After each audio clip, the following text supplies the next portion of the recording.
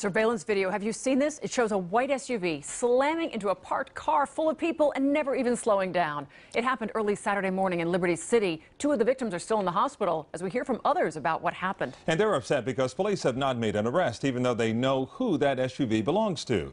Local 10's Terrell Forney live now with the latest on this investigation for us this afternoon. Terrell. Well, that white Mercedes SUV was found parked in the driveway of the person who police wanted for questioning in this case. We can also tell you that this afternoon we checked in with doctors. There are two people still recovering here at Jackson Memorial Hospital, one of them in critical condition. So you want to tell us about the other night? Pardon me? Surrounded by cameras, Jose Calzadilla maintained his silence as he arrived to meet with detectives at Traffic Homicide Headquarters. He's a registered owner of the vehicle, that's all.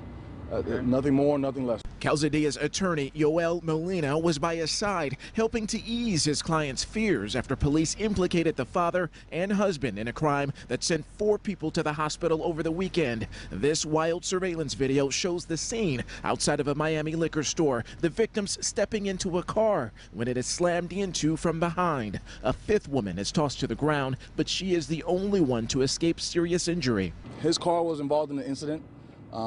He's never been involved in anything like this. The police department wanted to speak with him, and we wanted to show them that has nothing to hide. He's being cooperative. We're still confident that he is our man. Detectives had an open ear to the man who came down voluntarily, but in the end, the 30-year-old was not interrogated. All the evidence so far leads to him.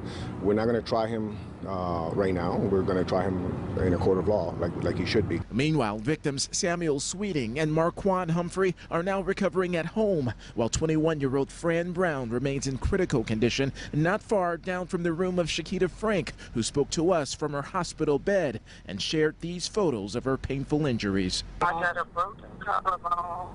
I got bruises all over my back. I got my toes broke. So it will be quite a road to recovery for all of the victims involved. We should also tell you that Calzadilla spent about 10 minutes at that police station. He was not arrested. He has not been charged with a crime. Investigators say that they are really putting all of the pieces to this puzzle together, and they expect that the state attorney will make a decision about charges sometime down the road. We are live in Miami. I'm Terrell Forney, Local 10 News.